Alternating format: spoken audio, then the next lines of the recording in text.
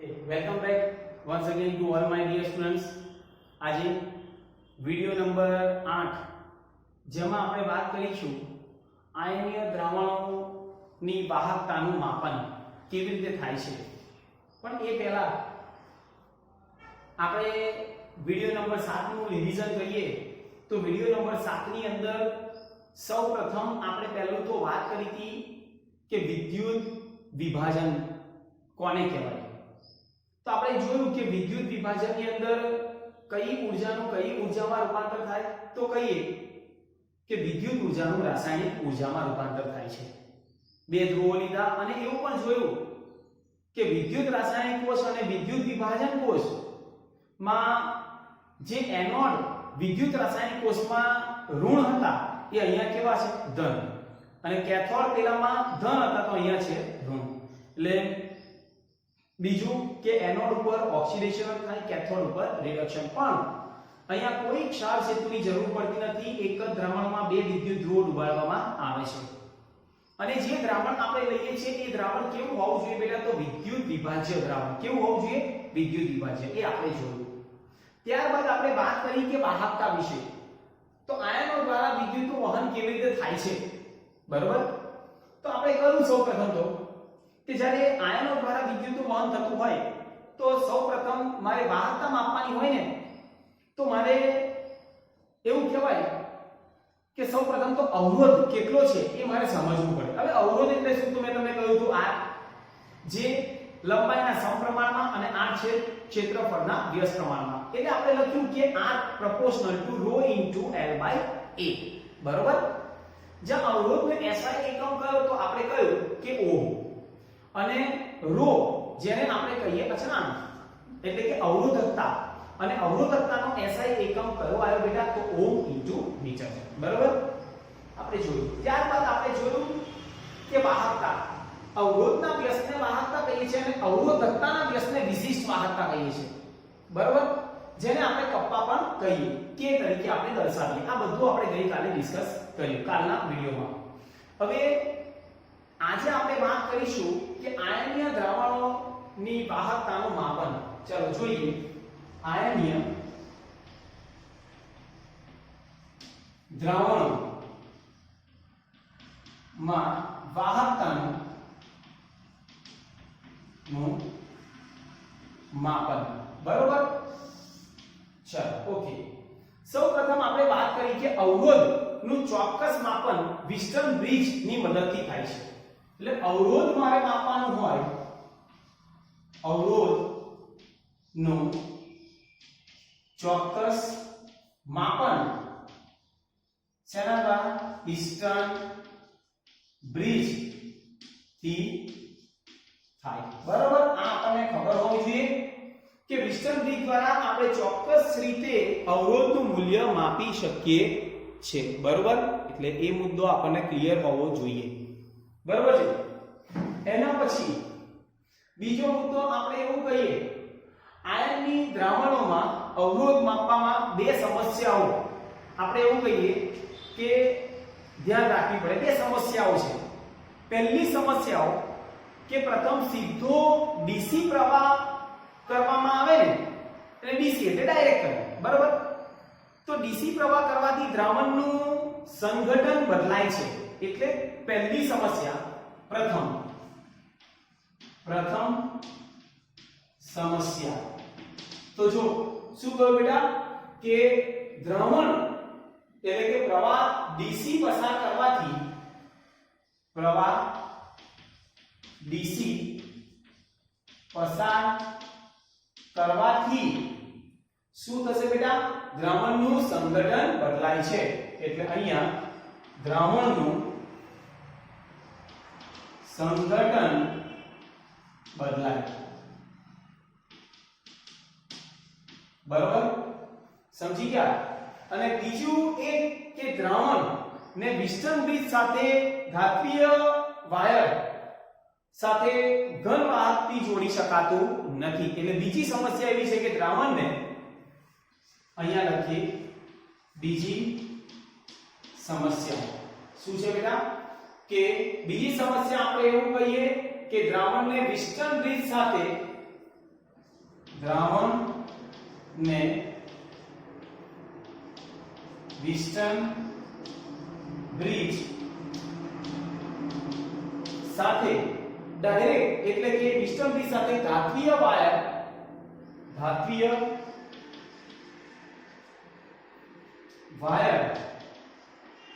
દ્વારા કાં તો પછી અથવા ઘન વાહકથી જોડી શકાતું નથી અથવા ઘન વાહકથી જોડી શકાય નહીં.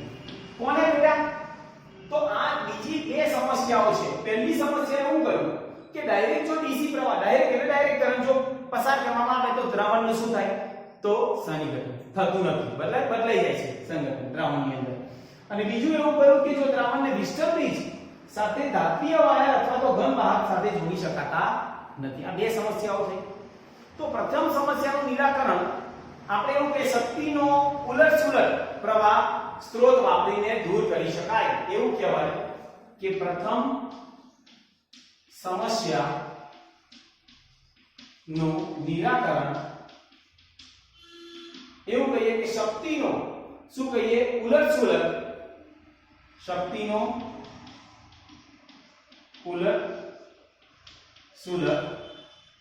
ઉલટસુલટ એટલે આપણે એવું કહીએ પ્રવાહ એસી પ્રવાહ. પહેલામાં ડીસી હતો, આ એસી પ્રવાહ એસી વાપરીને કરી શકાય. બરોબર છે? એટલે એ મુદ્દો આપણને ખબર હોવી જોઈએ. સ્ત્રોત વાપરીને દૂર કરી શકાય.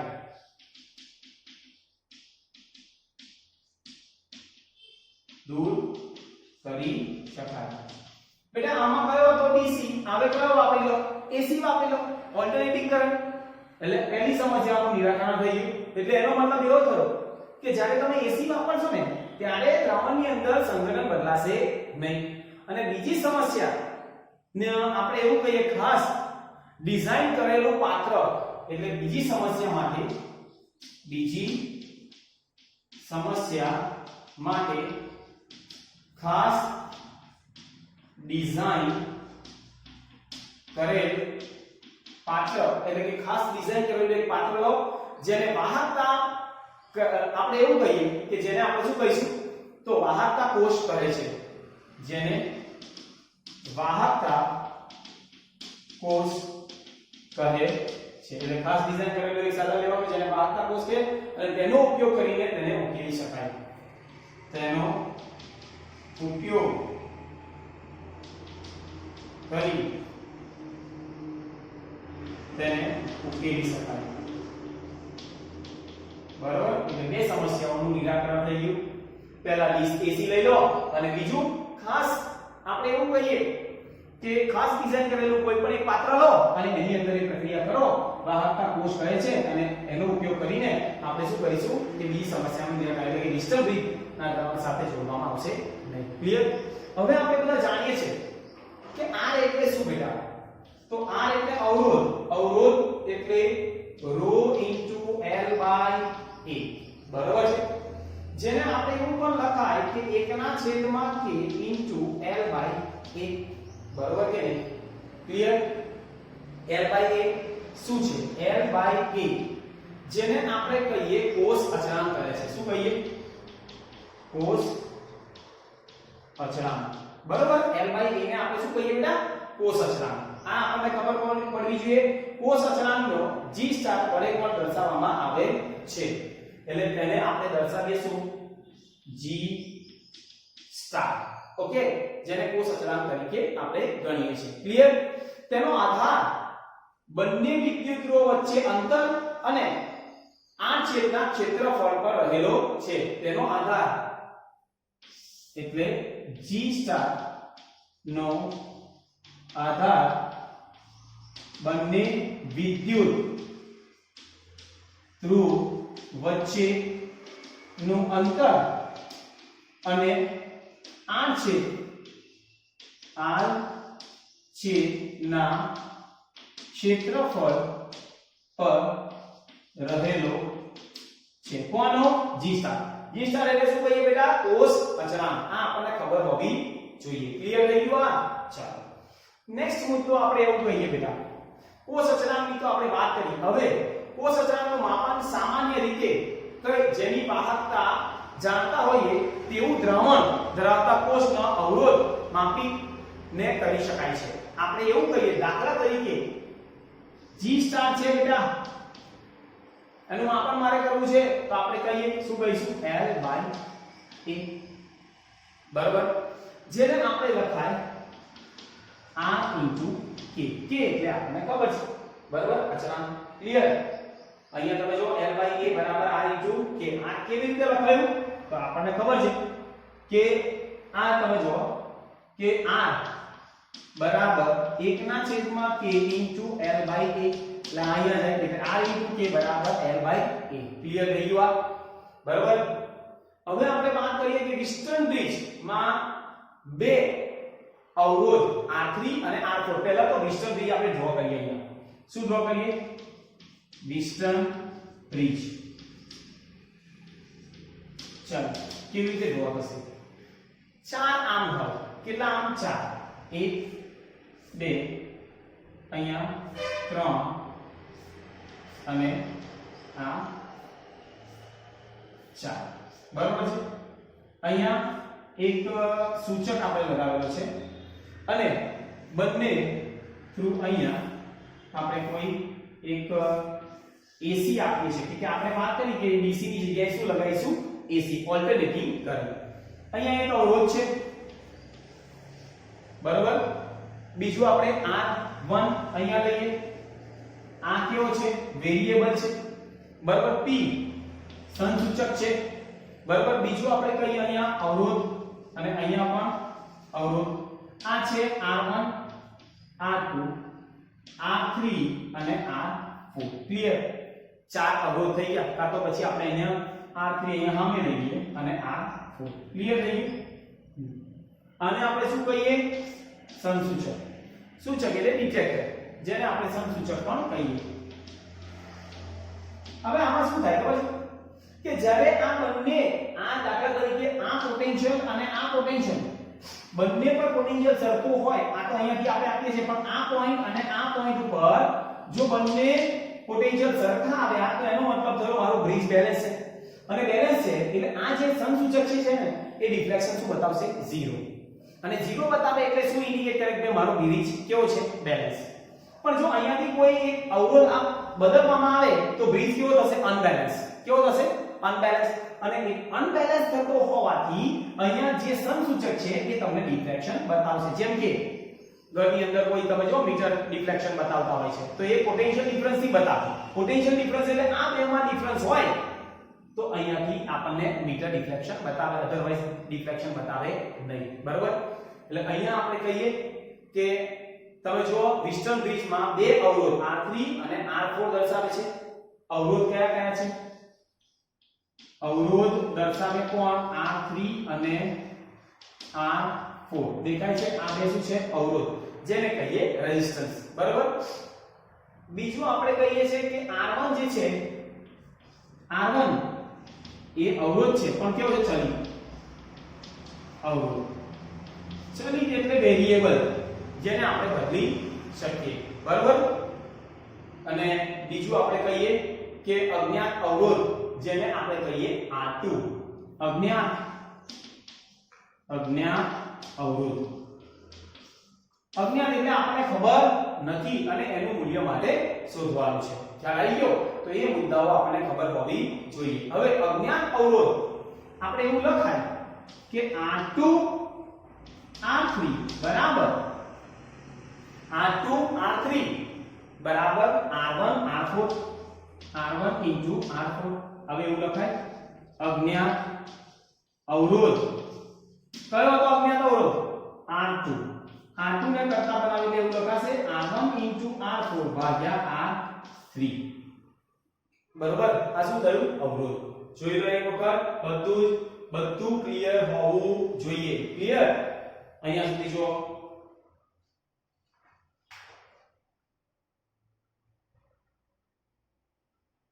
આના ઉપરથી આપણે k લખી શકીએ કે k બરાબર cos અચળાંક ભાગ્યા r. અહીંયા લખાય ને k બરાબર cos અચળાંક ભાગ્યા r. cos અચળાંક શું હતું? G સ્ટાર ભાગ્યા R. કે જોઈ લેજો.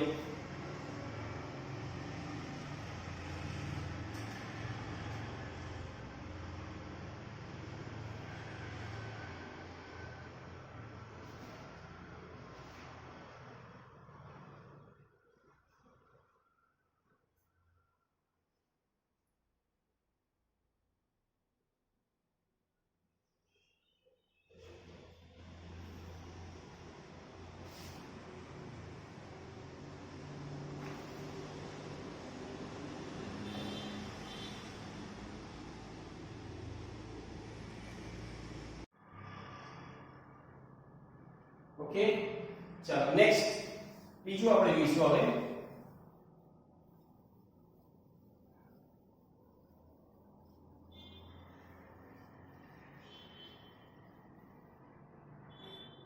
આના પછી આપણને આપીશું બેટા કે મોલર વાહકતા.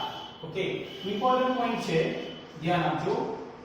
મોલર વાહકતા ધ્યાન આપજો. મોલર વાહકતા કોને કહેવાય બેટા? તો આપણે એવું કહીએ એક જ દ્રાવકમાં જુદા જુદા વિદ્યુત વિભાજનના દ્રાવણો એક જ દ્રાવકમાં જુદા જુદા વિદ્યુત વિભાજનના દ્રાવણો જેમાં આપણે એવું કહીએ અને આપેલા તાપમાને વાહકતાના મૂલ્ય જુદા પડે છે અને આપેલ તાપમાને વાહકતાના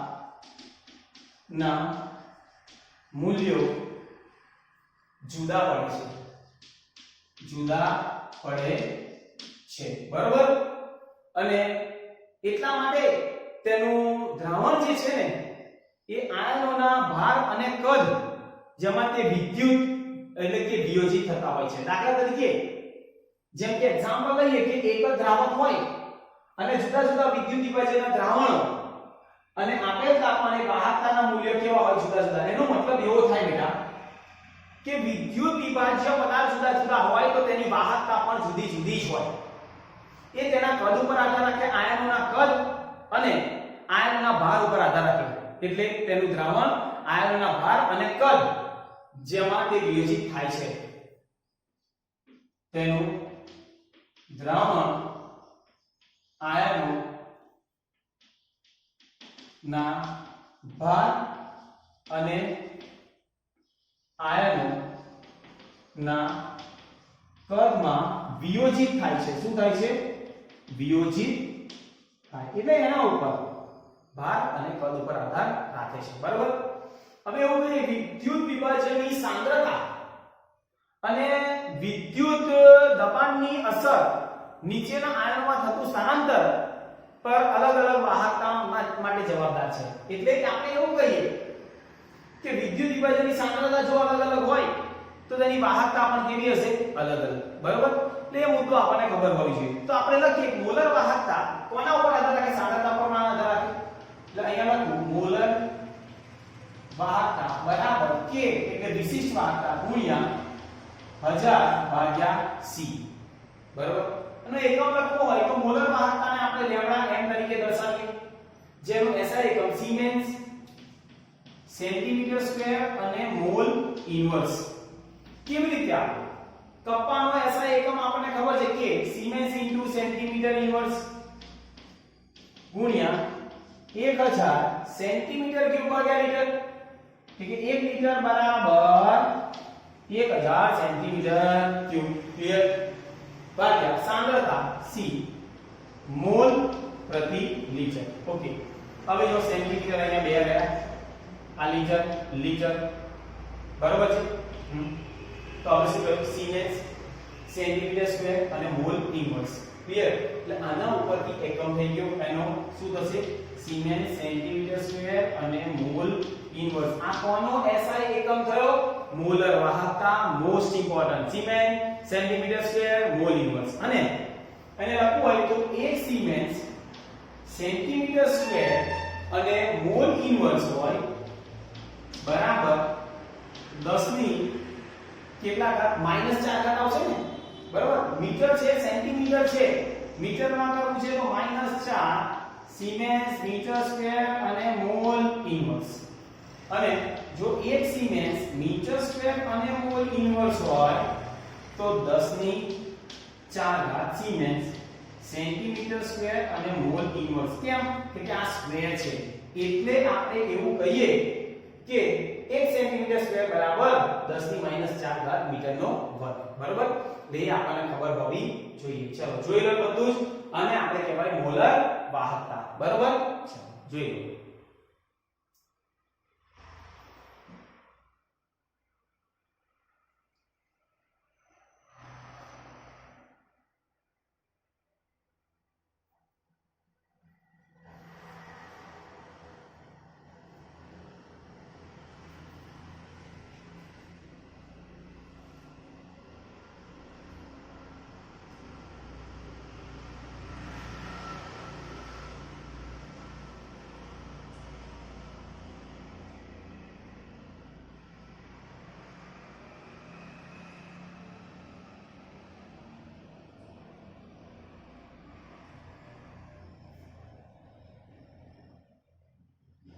ચલો હવે નેક્સ્ટ મુદ્દો આપણે જોઈએ બેટા.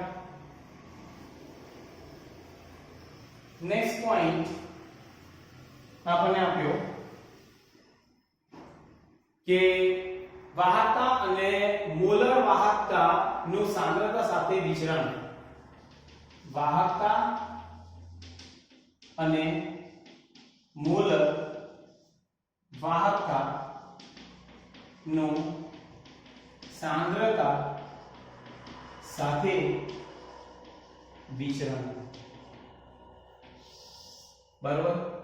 વાહકતા અને મોલર વાહકતા. પહેલો પોઈન્ટ આપણે એવું કહીએ બેટા કે વિદ્યુત વિભાજનની સાંદ્રતા સાથે વાહકતા અને મોલર વાહકતા બંને બદલાય છે, બરાબર.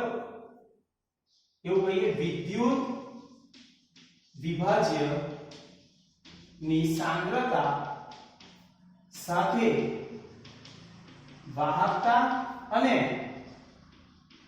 મોલર વાહકતા બંને બદલાય છે, વાહકતા અને મોલર વાહકતા. એ પછી એવું કહેવાય કે પછી નિર્બળ પણ હોય કે પ્રબળ, બંને વિદ્યુત વિભાજ્ય માટે સાંદ્રતામાં ઘટાડા સાથે વાહકતા પણ ઘટે છે, બરાબર. હંમેશા ઘટે. એટલે નિર્બળ અથવા તો પ્રબળ બંને, નિર્બળ અથવા પ્રબળ બંને શું છે વિદ્યુત વિભાજ્ય માટે, વિદ્યુત વિભાજ્ય માટે સાંદ્રતામાં ઘટાડા સાથે, સાંદ્રતાના ઘટાડા સાથે શું થશે બેટા? તો વાહકતા હંમેશા ઘટે છે, વાહકતા હંમેશા ઘટે. ક્લિયર? પ્રબળ હોય કે નિર્બળ વિદ્યુત વિભાજ્ય, તમને બધાને ખબર છે પ્રબળ વિદ્યુત વિભાજ્ય પદાર્થ કયા? તો આપણે કોઈ પણ લઈ લઈએ, HCl છે, HNO3 છે. નિર્બળ કયા? Cl3COOH છે, બરોબર. આ બધા કેવા કહેવાય? નિર્બળ વિદ્યુત વિભાજ્ય પદાર્થ. ઓકે, તો અહીંયા આપણે એવું કહીએ. અને આયનોની સંખ્યાની આપણે વાત કરીએ તો આયનોની સંખ્યામાં પણ ઘટાડો થાય છે, અહીંયા એવું કહીએ. અને આયનોની સંખ્યામાં શું થાય? ઘટાડો થાય, બરોબર છે. એટલે આ પણ આપણને ખબર હોય છે. બીજું આપણે એવું કહીએ કે G બરાબર K * L/A. આપણે ભણી ગયા જ્યાં A અને L ના માપન એટલે કે માપ એકમો મીટર લઈએ તો આપણને ખબર છે કે એકમ આડછેદ ધરાવતા, અહીંયા એવું કહીએ કે એકમ આડછેદ ધરાવતા અને એકમ લંબાઈના અંતરે રહેલા બે વિદ્યુત ધ્રુવો, એકમ આડછેદ ધરાવતા, એકમ આડછેદ ધરાવતા અને એકમ લંબાઈ ના અંતરે રહેલા બે વિદ્યુત ધ્રુવો વચ્ચે અંતર આપણે એવું કહીએ 1 મોલ વિદ્યુત વિભાજ્ય ધરાવતા વિકલ બે વિદ્યુત ધ્રુવો વચ્ચે 1 મોલ વિદ્યુત વિભાજ્ય એટલે કે વિદ્યુત વિભાજ્ય ધરાવતા વિકદના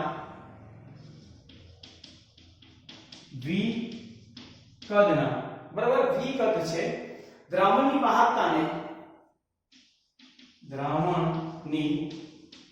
વાહકતાને મોલર વાહકતા કહે છે મોલર વાહકતા શું કહીશું મોલર વાહકતા કહે છે ક્લિયર થઈ ગયું એકમ આછેદ ધરાવતા અને એકમ લંબાઈના અંતરે રહેલા બે વિદ્યુત ધ્રુવો વચ્ચે વિકલ ધરાવતા વિદ્યુત 1 મોલ વિદ્યુત વિભાજ્ય ધરાવતા વિકલ ના દ્રાવણની વાહકતાને મોલર વાહકતા કહીશું મોલર વાહકતા એટલે અહીંયા આપણે એવું પણ લખાય લેમ્ડા m બરાબર k a m બરાબર છે જ્યાં દાખલા તરીકે k બરાબર 1 હોય અને a આ જેટલું ક્ષેત્રફળ એટલે કદ જેટલું હોય a બરાબર v હોય બરાબર તો શું થશે લેમ્ડા m બરાબર k v બરાબર જોઈ લો એક વખત વાહકતા અને મોલર વાહકતા ચલો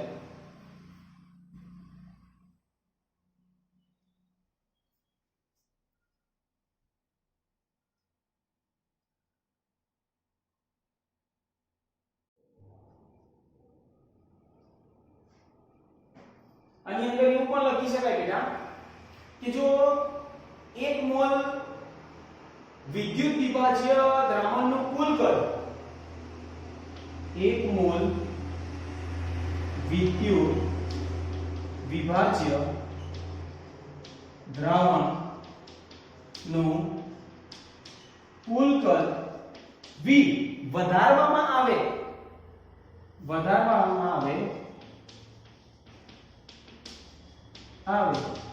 તો મોલર વાહકતા વધે પણ તો દ્રાવણની સાંદ્રતામાં ઘટાડો થતો હોવાથી તો દ્રાવણની સાંદ્રતા ઘટે અને મોલર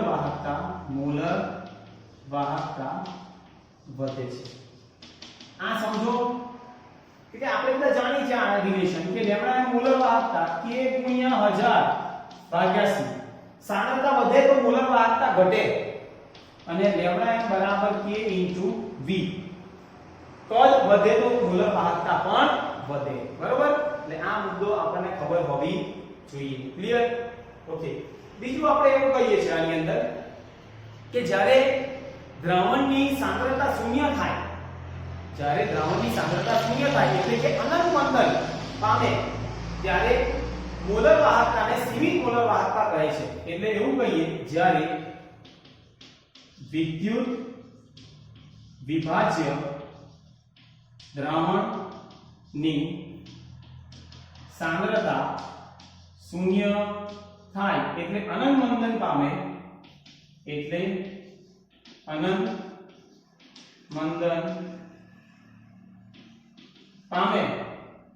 મંથન એટલે કે સાંદ્રતા શૂન્ય બરાબર ત્યારે મોલર વાહકતાને શું કહીશું સીમિત મોલર વાહકતા કહે છે શું કહીએ બેટા સીમિત એટલે કે આપણે કહીએ લેમ્ડા 0 m આનો સિમ્બોલ આ ત્યારે ઉપર 0 સાઈન હોય તો એને સીમિત મોલર વાહકતા એનો મતલબ એવો થયો કે આપણે જે વિદ્યુત વિભાજ્ય દ્રાવણ આપેલું છે એની સાંદ્રતા કેવી હશે 0 બરાબર એટલે આને આપણે કહીએ સીમિત મોલર વાહકતા ચલો તો આપણે હવે જે ભણવા જઈશું એ આપણે બધા જાણીએ છીએ કે વિદ્યુત વિભાજ્ય દ્રાવણોની અંદર વાહકતા વિદ્યુત વિભાજ્ય દ્રાવણ બે પ્રકારના હોય એક પ્રબળ અને એક નિર્બળ તો પહેલું આપણે વાત કરીશું પ્રબળ વિદ્યુત વિભાજ્યમાં વાહકતા અને બીજું આપણે વાત કરીશું નિર્બળ વિદ્યુત વિભાજ્યની વાહકતા બરાબર એટલે અહીંયા સુધી નોટ ડાઉન કરી લો ચલો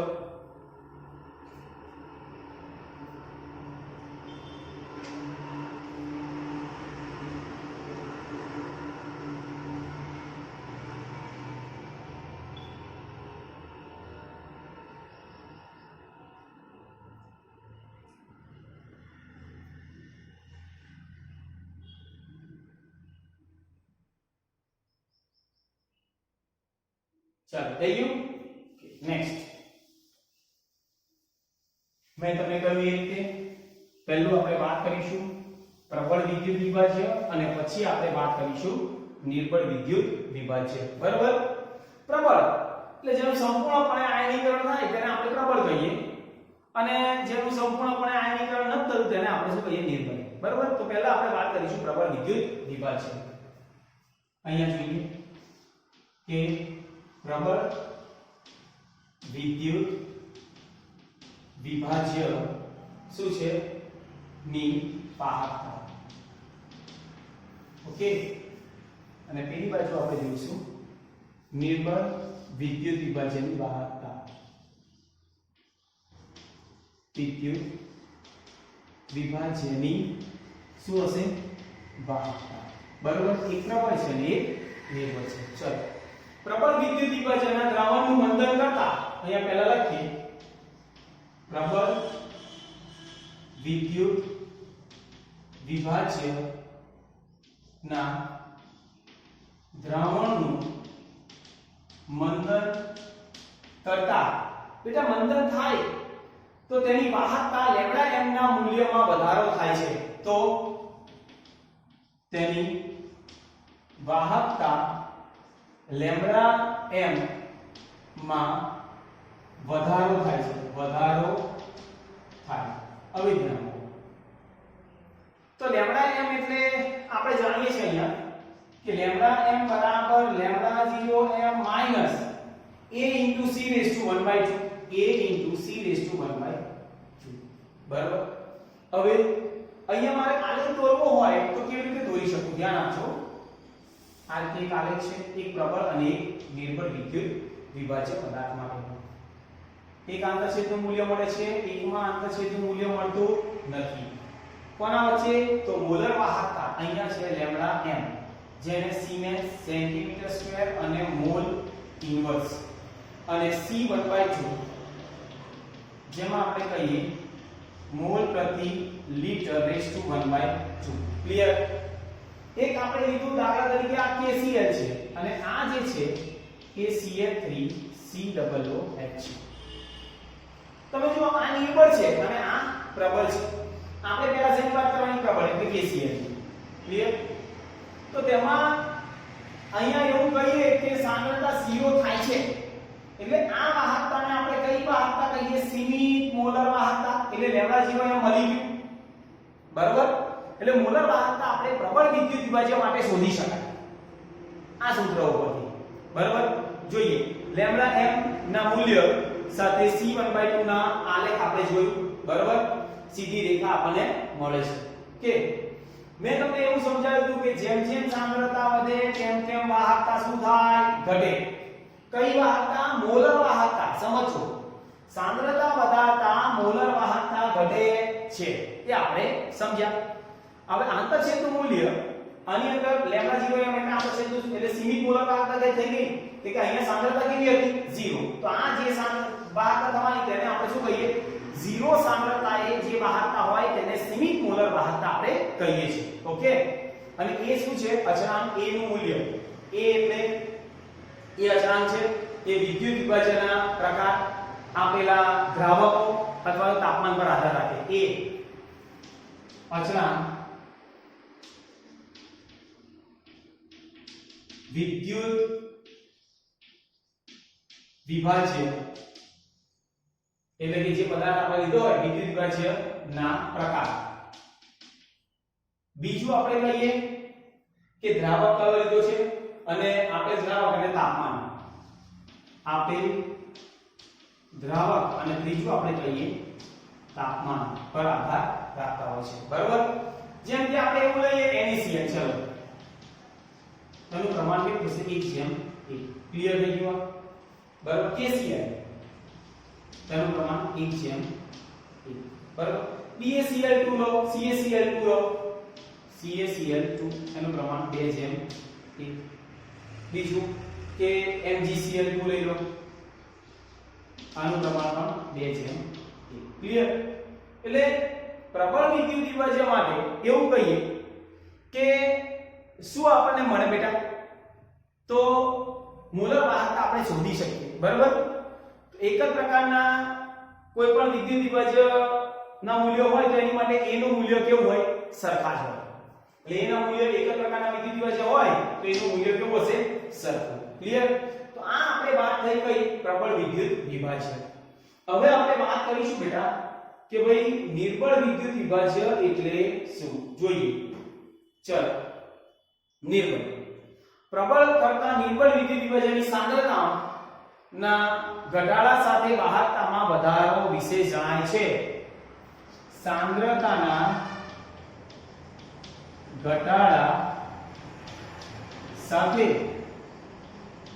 વાહકતા નો વધારો વિશેષ જણાય એટલે એનો મતલબ એવો થાય બેટા કે આની અંદર જો નિર્બળ વિદ્યુત વિભાજ્ય પદાર્થ હોય અને એની સાંદ્રતા ઘટાડવામાં આવે તમે જો અહીંયાથી આપણને સમજાય કે આ સાંદ્રતા અહીંયા ઓછી છે બરાબર પણ સાંદ્રતાના ઘટાડા સાથે આ ઘટી સાંદ્રતા તો વાહકતા વિશેષ જણાય એટલે કઈ વાહકતા મોલર વાહકતા ખબર પડી ગઈ મોલર વાહકતા વિશેષ જણાશે એટલે વધુ સાંદ્રતા ધરાવતા એસિડિક એસિડ જેવા નિર્બળ વિદ્યુત વિભાજ્ય આપણે એવું કહીએ કે તેની અંદર એવું કહેવાય કે નિર્બળ જે છે ને આ નિર્બળ છે એસિડિક એસિડ તો એસિડિક એસિડની અંદર તમને આંતરછેદનું મૂલ્ય મળતું નથી તો આવા વિદ્યુત વિભાજ્ય માટે 1 મોલ વિદ્યુત વિભાજ્ય ધરાવતા દ્રાવણનું મંથન કરવામાં આવે તો કુલ કદમાં થતો વધારા સાથે વિયોજન અંશમાં શું થાય છે વધારો થાય છે એટલે કેવી રીતે વધારો થશે તો એ આપણે જોઈએ પણ આના ઉપરથી આપણે એક વસ્તુ જોઈએ કે નિર્બળ વિદ્યુત વિભાજ્ય પદાર્થ હોય નિર્બળ વિદ્યુત વિભાજ્ય પદાર્થ હોય તો અનંત મંદનને સીમિત મોલર વાહકતાનું મૂલ્ય મળતું નથી અનંત મંદન સીમિત મોલર વાહકતા નું મૂલ્ય મળતું નથી બરાબર કે આંતરછેદનું મૂલ્ય આપણને મળતું નથી એટલે એ પણ આપણને ખબર હોવી જોઈએ કે જેમ જેમ એની અંદર પણ આપણે એવું કહીએ કે જેમ જેમ સાંદ્રતાની અંદર ઘટાડો થાય તેમ તેમ મોલર વાહકતામાં શું થાય છે વધારો બરાબર તો આ મુદ્દાઓ આપણને ખબર હોવી જોઈએ બરાબર તો ધ્યાન આપો બીજું આપણે ડિસ્કસ કરીએ બેટા કે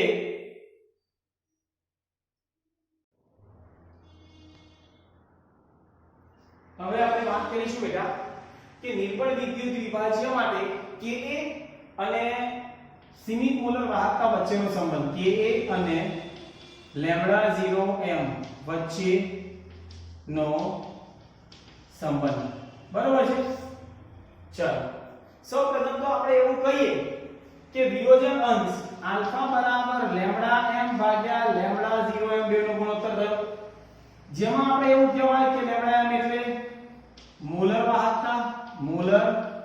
વાહકતા અને λ0m એટલે સીમિત મોલર વાહકતા બરાબર છે તો Ka બરાબર C∝² 1 આલ્ફા જ્યાં આલ્ફા શું છે તો વિયોજન અંશ બરાબર તો આપણને કોઈ એવું કે વિયોજન અંશ તમારે શોધવાનો છે તો આલ્ફા λm ભાગ્યા λ0m બરાબર C એટલે સાંદ્રતા C તો એવું λ એટલે λm ભાગ્યા λ0m આલ્ફા સ્ક્વેર ની કિંમત મૂકી બરાબર 1 λm ભાગ્યા λ0m ઓકે ચલો C λm નો સ્ક્વેર ભાગ્યા λ0m નો સ્ક્વેર ભાગ્યા λ0m માઈનસ λm ભાગ્યા λ0m આ ગયા તો શું જવાબ આવ્યો C λm નો સ્ક્વેર ભાગ્યા λ0m બ્રેકેટમાં λ0m minus λm clear જોઈ લેજો આ બરાબર રિલેશનશિપ આપણને ખબર હોવી જોઈએ ઓકે જેને કહીએ કે a ક્લિયર